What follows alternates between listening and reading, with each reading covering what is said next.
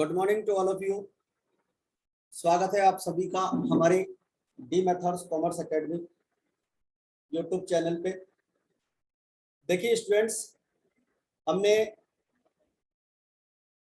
Live classes start कर रखी है और कुछ लाइव क्लासेस ऑनलाइन और ऑफलाइन दोनों प्रोसेस में चल रही है।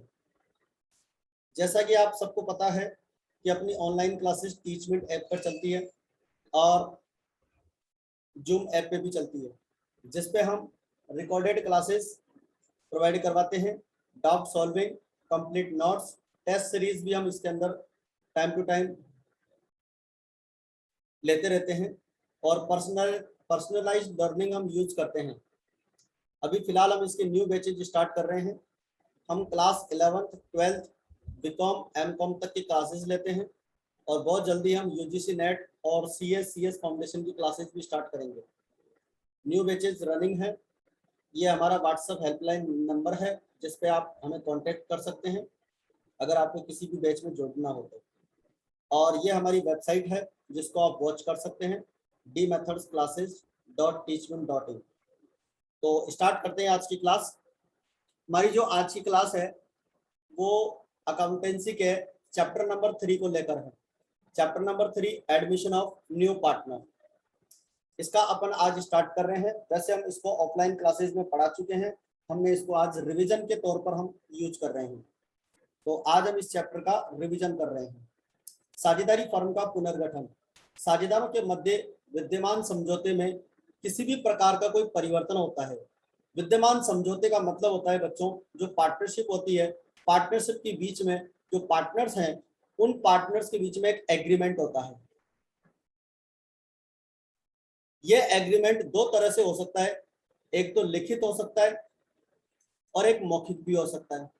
कई बार एग्जाम में क्वेश्चन पूछा जाता है क्या लिखित समझौता अनिवार्य है, लेकिन हम कहते हैं कि लिखित समझौता अनिवार्य नहीं है, बट अगर फ्यूचर में पार्टनर्स के बीच में किसी तरह का कोई डिस्प्यूट हो जाए तो उसका सॉल्यूशन करने के लिए अपने को जो है एग्रीमेंट रिटर्न में होना चाहिए। अब ये रिटर्न एग्रीमेंट जो होता है, इस एग्रीमेंट का नाम क्या होता है, आप कमेंट बॉक्स में लिख के बताएं जरा। पार्टनर्स के बीच में जो एग्रीमेंट होता है उस एग्रीमेंट का नाम क्या होता है, उस एग्रीमेंट का नाम क्या होता है, किस नाम से उस एग्रीमेंट को जानते हैं।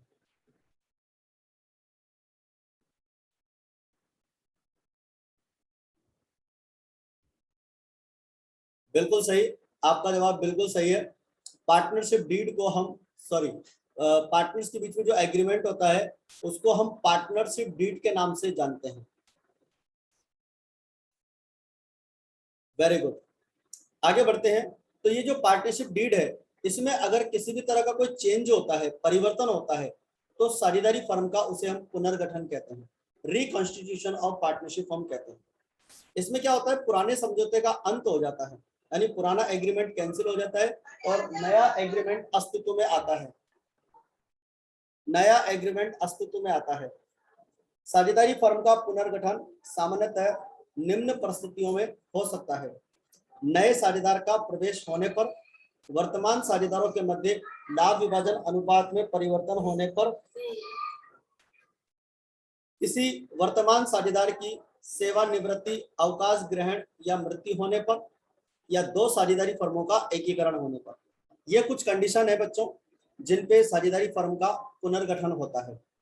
इसका मतलब है कि जैसे मान लीजिए फर्म के अंदर कोई न्यू पार्टनर अगर आता है, मान लीजिए पहले से कोई दो पार्टनर है ए और बी, और न्यू पार्टनरशिप फर्म के अंदर आता है, तो भी फर्म का क्या होगा, पुनर्गठन होगा। क्योंकि एग्रीमेंट जो पहले 2 पार्टनर्स के अकॉर्डिंग था, अब तीसरा पार्टनर फर्म में अगर आएगा तो पुराना एग्रीमेंट कैंसिल करना पड़ेगा और नया एग्रीमेंट अपने को बनाना पड़ेगा। इसके बाद में वर्तमान साझेदारों के मध्य लाभ विभाजन अनुपात में परिवर्तन होने पर, जो पार्टनर्स होते हैं उन पार्टनर्स के बीच में अगर किसी भी तरह का जो प्रॉफिट शेयरिंग रेशो है, उस रेशो के अंदर अगर कोई परिवर्तन हो जाता है, चेंज हो जाता है, तो भी एग्रीमेंट अपने को दोबारा बनाना पड़ता है। कोई पार्टनर है पहले से फर्म के अंदर है, वो रिटायर हो जाता है या कोई अवकाश ग्रहण कर लेता है या उसकी डेथ हो जाती है, तो ऐसी कंडीशन में भी एग्रीमेंट अपने को दोबारा बनाना पड़ेगा। सपोज कीजिए किसी फर्म के अंदर 3 पार्टनर है XYZ, और उसमें से मान लीजिए एक्स ने रिटायरमेंट ले लिया, या मान लीजिए लीव ले लिए कि अब मैं आगे काम नहीं करूंगा कुछ सालों के लिए, या फिर उसकी डेथ हो जाती है, तो जो एग्रीमेंट पहले 3 पार्टनर के अकॉर्डिंग था, अब वो एग्रीमेंट 2 पार्टनर के अकॉर्डिंग बन जाएगा।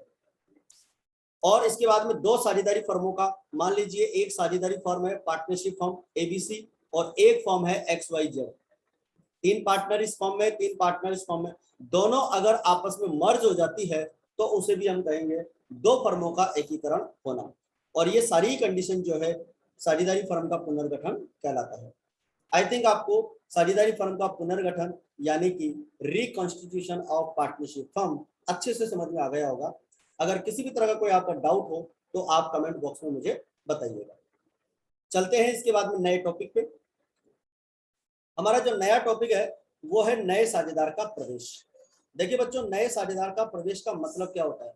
इसका मतलब ये होता है कि नए सदस्य का साझेदारी व्यवसाय में नए सदस्य का स्वामी के रूप में यानी मालिक के रूप में प्रवेश करना, यानी कि इसके अंदर जो न्यू मेंबर जो आता है वो मालिक के रूप में आता है। जैसे फर्म के अंदर तो अपन किसी एम्प्लॉय को भी रखते हैं, सैलरी पे रखते हैं, ठीक है, पियोन को भी रखते हैं, तो वो पार्टनरशिप थोड़ी कहलाएगा। पार्टनर का मतलब होता है जो उस फर्म का ऑनर बनता है। तो पार्टनरशिप के अंदर कोई भी न्यू मेंबर एज ए स्वामी, एज ए ऑनर अगर उसके अंदर एंटर होता है, या फिर हम कहें कि पार्टनर्स की जो नंबर ऑफ पार्टनर्स है, संख्या है, उसमें अगर वृद्धि हो जाती है तो उसे हम नए साझेदार का प्रवेश कहते हैं। और इसमें एक एक्ट के अंदर एक बात अपने को बता रखी है बच्चों, भारतीय साझेदारी अधिनियम 1932 की धारा 31, ये अपने को ध्यान रखनी है। कई बार कंपटीशन एग्जाम में भी इसके बारे में पूछा जाता है। तो भारतीय साझेदारी अधिनियम 1932 की धारा 31 के अनुसार वर्तमान साझेदारों की सहमति से ही एक नए व्यक्ति को फर्म में साझेदार बनाया जा सकता है। मतलब जब तक पुराने पार्टनर्स की परमिशन नहीं होगी तब तक हम न्यू पार्टनर को एडमिट नहीं कर सकते हैं। और जब एक नया पार्टनर फर्म के अंदर आ जाता है तो साझेदार बनने के बाद फर्म द्वारा किए गए समस्त कार्यों के लिए उत्तरदायी हो जाता है। मतलब उसके आने के बाद, उसके आने से पहले जो भी काम हुए उसके लिए वो रिस्पॉन्सिबल नहीं है। जिस डेट पे वो पार्टनर के रूप में अगर फर्म के अंदर आता है, उसके बाद जो भी काम होते हैं फर्म के अंदर, उन सब के लिए वो क्या होता है? उत्तरदायी होता है। परंतु साझेदार बनने के बाद, हाँ, एक नया साझेदार बनने के बाद फर्म द्वारा किए गए समस्त कार्यों के लिए उत्तरदायी होता है। परंतु साझेदार बनने से पूर्व, यहां पर आएगा बनने से पूर्व, ये प्रिंटिंग मिस्टेक है।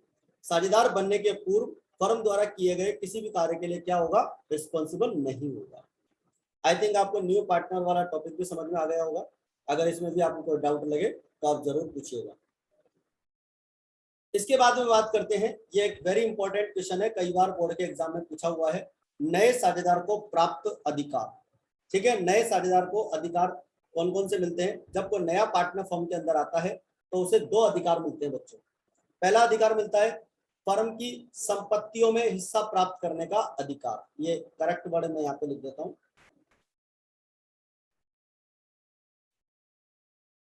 हाँ जी, फर्म की संपत्तियों में हिस्सा प्राप्त करने का अधिकार, फर्म के भावी लाभों में हिस्सा प्राप्त करने का अधिकार। अब इन दोनों को समझते हैं। फर्म की संपत्तियों में हिस्सा लेने का अधिकार मिला है, इसका मतलब क्या है? क्या कोई फर्म की संपत्ति को घर ले जाएगा क्या? वो नहीं, वो घर नहीं ले जाएगा, बल्कि बिजनेस के लिए ही उन संपत्तियों का क्या कर सकता है? यूज कर सकता है।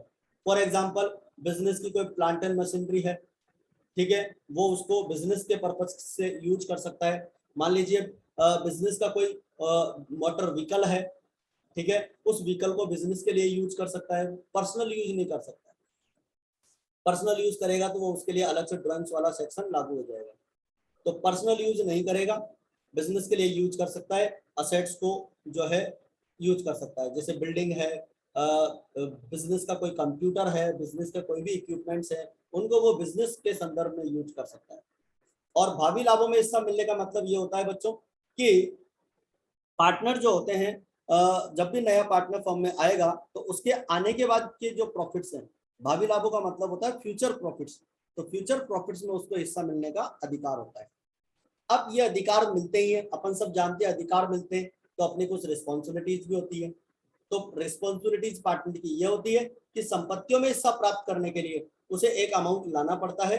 नए साझेदार द्वारा जो राशि लाई जाती है या कोई भी असेट्स लाता है तो उसे हम क्या कहते हैं, पूंजी कहते हैं, कैपिटल कहते हैं।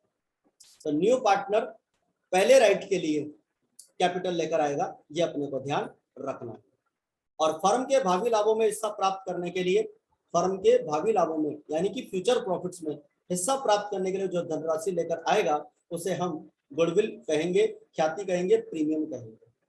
आई थिंक आपको ये वाली बात भी अच्छे से समझ में आ गई होगी। देखिए मैं यहाँ पर रिवीजन करा रहा हूँ इस चीज का, बाकी डिटेल में मैं अभी आपको ज्यादा नहीं पढ़ा पा रहा हूँ क्योंकि अपन इसको डिटेल में ऑफलाइन क्लास में ऑलरेडी पढ़ चुके हैं, अपनी ऑनलाइन क्लास में पढ़ चुके हैं। बाकी अपन इसका अच्छे से रिवीजन कर रहे हैं। चलिए इसके बाद में आगे बढ़ते हैं। नया साझेदार फर्म में जब प्रवेश करता है तो कौन कौन सी समस्याएं उत्पन्न होती हैं और उनका समाधान कैसे करते हैं। देखो ये जो अपना चैप्टर है, चैप्टर 2, ये उसका पूरा डिस्क्रिप्शन इस जो ये प्रॉब्लम्स हमारे सामने लिखी हुई है इसके अंदर आ जाता है। एक साझेदारी फर्म में नए साझेदार के प्रवेश पर मुख्य रूप से निम्नलिखित समायोजन किए जाते हैं। अब कौन कौन से समायोजन होते हैं? देखो सबसे पहले होता है नए लाभ विभाजन अनुपात की गणना करना। नए लाभ विभाजन अनुपात की गणना करना, त्याग के अनुपात की गणना करना, यानी हमारा जो यहाँ पर टॉपिक आता है अगला वो आता है त्याग के अनुपात की गणना करना। यानी कि जो ओल्ड पार्टनर्स हैं वो न्यू पार्टनर के लिए सेक्रीफाई करते हैं, तो वो कैसे करते हैं वो भी अपन कैलकुलेट करते हैं। गुडविल का मूल्यांकन, ख्याति का मूल्यांकन कैसे करते हैं। संपत्ति एवं दायित्व का पुनर्मूल्यांकन कैसे करते हैं। संचय यानी रिजर्व्स, अनडिस्ट्रीब्यूटेड प्रॉफिट्स और लॉसेस का एडजस्टमेंट भी करना है, कैपिटल का एडजस्टमेंट भी करना है, और नए साझेदार के प्रवेश के पश्चात चिट्ठा भी तैयार करना है, यानी कि balance sheet after new partner. तो ये सारी प्रॉब्लम्स हमारे पास यहाँ पर आने वाली है। आज की जो हम प्रॉब्लम डिस्कस करने वाले हैं, आज की जो हमारी क्लास के अंदर हम प्रॉब्लम डिस्कस करेंगे वो हम करेंगे न्यू प्रॉफिट शेयरिंग रेशियो, इसके बारे में अपन बात करेंगे। तो अपन बात करते हैं इसके बारे में। सबसे पहले तो देखिए न्यू प्रॉफिट के बारे में अपन सबसे पहले बात करते हैं। नए लाभ विभाजन अनुपात की गणना, नए साझेदार सहित, यानी कि जब नया पार्टनर फॉर्म में आता है, नए साझेदार सहित सभी साझेदार जिस अनुपात में फर्म के फ्यूचर प्रॉफिट्स को बांटते हैं उसे हम न्यू प्रॉफिट शेयरिंग रेशो कहते हैं। नए साझेदार सहित, जैसे मान लीजिए एक फर्म के अंदर ए और बी पहले से हैं और सी नया पार्टनर फर्म में आ रहा है, तो ए बी सी तीनों मिलकर जिस रेशो में प्रॉफिट को शेयर करेंगे उसे हम न्यू प्रॉफिट शेयरिंग रेशो कहते हैं। नया साझेदार अपने लाभ का हिस्सा पुराने साझेदारों से प्राप्त करता है। मतलब जो नया साझेदार होता है वो अपने लाभ का हिस्सा किससे लेता है? ऑब्वियसली पुराने साझेदारों से लेगा। इस कारण से उनका लाभ विभाजन अनुपात परिवर्तित हो जाता है। भाई नया पार्टनर सी अगर फर्म में आ रहा है और अपना हिस्सा दोनों से लेगा तो दोनों का हिस्सा तो कम होगा ही होगा, उनका चेंज हो ही जाएगा। इसलिए हम नए साझेदार के प्रवेश पर नए लाभ विभाजन अनुपात की गणना करते हैं। अब ये दो पैराग्राफ अपन ने पढ़ा है, इस पैराग्राफ से अपने पास 2-3 क्वेश्चन बनते हैं। ठीक है, सबसे पहले तो ये बनता है कि न्यू प्रॉफिट शेयरिंग रेशो कहते किसे हैं, और फिर दूसरा प्रश्न ये बनता है कि न्यू प्रॉफिट शेयरिंग रेशो की जो कैलकुलेशन है वो क्यों की जाती है। कि भाई नया पार्टनर फर्म में आता है तो ओल्ड पार्टनर्स का प्रॉफिट शेयरिंग रेशो चेंज हो जाता है, इसलिए अपने को न्यू प्रॉफिट शेयरिंग रेशो निकालना है। तो आई थिंक आप मेरी बात यहाँ पर समझ गए होंगे। अब नए अनुपात की जब अपन गणना करते हैं, कैलकुलेशन करते हैं, तो अपने पास कौन कौन सी प्रॉब्लम्स आती है उन सब के बारे में अपन बात करते हैं। नए अनुपात की गणना करते समय निम्न परिस्थितियां उत्पन्न होती हैं। कौन कौन सी परिस्थितियां उत्पन्न होती हैं? सबसे पहले जब नया साझेदार अपना हिस्सा पुराने साझेदारों से समान अनुपात में प्राप्त करे। जब नया साझेदार अपना हिस्सा पुराने साझेदारों से असमान अनुपात में प्राप्त करे। जब नया साझेदार अपना हिस्सा पुराने साझेदारों से किसी एक निश्चित अनुपात में प्राप्त करे। जब नया साझेदार अपना संपूर्ण हिस्सा किसी एक ही पार्टनर से प्राप्त करे, और जब पुराने साझेदार अपने हिस्से का एक निश्चित भाग नए साझेदार के पक्ष में समर्पण करे यानी त्याग करे, और जब नया साझेदार अपना हिस्सा पुराने साझेदारों से उनके पुराने अनुपात में प्राप्त करे या प्रश्न में केवल नए साझेदार का हिस्सा दे रखा हो और त्याग की सूचना नहीं दे रखी हो तो ये कंडीशन भी लागू होती है। तो ये है कंडीशंस बच्चों नए अनुपात के लिए। इनको थ्योरेटिकल में अपन वन बाय वन करके डिस्कस भी करेंगे और प्रैक्टिकल क्वेश्चंस भी करेंगे। फिलहाल मैं आपको एक टॉपिक और यहाँ पर ले लेता हूँ साथ में, उसके बाद मैं प्रैक्टिकल प्रॉब्लम से स्टार्ट करने वाला हूँ। त्याग के अनुपात की गणना, त्याग के अनुपात की गणना। तो नए साझेदार के प्रवेश पर पुराने साझेदारों द्वारा अपने लाभ के हिस्से में से कुछ हिस्सा नए साझेदार के प्रवेश पर समर्पित किया जाता है। ध्यान से सुनिएगा, नए साझेदार के प्रवेश पर पुराने साझेदारों द्वारा अपने लाभ के हिस्से में से कुछ हिस्सा नए साझेदार के पक्ष में, यहां पर यह प्रवेश की बजाय एक शब्द यहां पर आएगा पक्ष में, नए साझेदार के पक्ष में समर्पित किया जाता है, जिसे पुराने साझेदारों द्वारा किया गया त्याग कहते हैं। मतलब नया साझेदार फर्म में आएगा, पुराने साझेदार अपने हिस्से में से कुछ हिस्सा न्यू पार्टनर के फेवर में पक्ष में समर्पित करेंगे, सरेंडर करेंगे, और यह सेक्रीफाई यानी कि त्याग जिस अनुपात में किया जाएगा उसे हम त्याग का अनुपात कहते हैं। और त्याग के अनुपात की गणना इसलिए की जाती है कि फर्म के भावी लाभों में हिस्सा प्राप्त करने के लिए नए साझेदार द्वारा जो गुडविल की राशि लाई जाती है, अपने को पता है न्यू पार्टनर फर्म में आएगा और उसे फ्यूचर प्रॉफिट्स में हिस्सा मिलेगा, तो उसके लिए उसको क्या ला रहा है, गुडविल लेकर आ रहा है। उस गुडविल को ओल्ड पार्टनर्स में हम सेक्रीफाई रेशो में डिस्ट्रीब्यूट करते हैं। और सेक्रीफाई रेशो में इसलिए डिस्ट्रीब्यूट करते हैं क्योंकि न्यू पार्टनर को प्रॉफिट शेयर देने के लिए ओल्ड पार्टनर्स का रेशो क्या हो जाता है, कम हो जाता है। और त्याग के अनुपात की गणना इस प्रकार से करते हैं। हमारे पास एक फॉर्मूला है जिसको मैंने अलग अलग तरीके से आपके सामने प्रेजेंट कर रखा है, आप हिंदी में देख सकते हैं। त्याग का अनुपात पुराना अनुपात माइनस नया अनुपात, sacrificing ratio old profit sharing ratio minus new profit sharing ratio. तो सैक्रिफाई रेशो, ओपीएसआर और एनपीएसआर इसको अपन बोलते हैं। तो ये था बच्चों अपना इस क्लास के अंदर थ्योरेटिकल टॉपिक्स। और थ्योरेटिकल टॉपिक्स आई थिंक मैं समझता हूँ आप सभी को अच्छे से समझ में आया होगा। 2-3 टॉपिक अपन ने इसके अंदर रिवाइज किए हैं। इसमें अगर आपको कोई भी डाउट लगे तो वो आप जरूर पूछिएगा। और अगर आपने हमारा यूट्यूब चैनल अभी तक सब्सक्राइब नहीं किया हो तो आप इसको सब्सक्राइब कर लीजिए, लाइक और शेयर तो जरूर करना ही करना है, ताकि आपको हमारी अगली क्लास का वीडियो जल्दी से जल्दी मिलता रहे। और हम आपको एक चीज़ बता देते हैं, हमारे इस यूट्यूब चैनल पर हम रेगुलर वीडियोस अपलोड करने वाले हैं और इसमें हम जो है बोर्ड एग्जाम के क्वेश्चंस की टेस्ट सीरीज भी स्टार्ट करने वाले हैं कि बोर्ड एग्जाम के जितने भी क्वेश्चंस हैं उनको आप रिवाइज कर पाएंगे। और आपको अगर हमारी क्लासेस के अंदर एडमिशन लेना हो तो आप हमारे व्हाट्सएप हेल्पलाइन नंबर पर कॉन्टेक्ट कर सकते हैं। तो मिलते हैं अगले वीडियो में। काफ़ी आज के लिए जय हिंद जय भारत।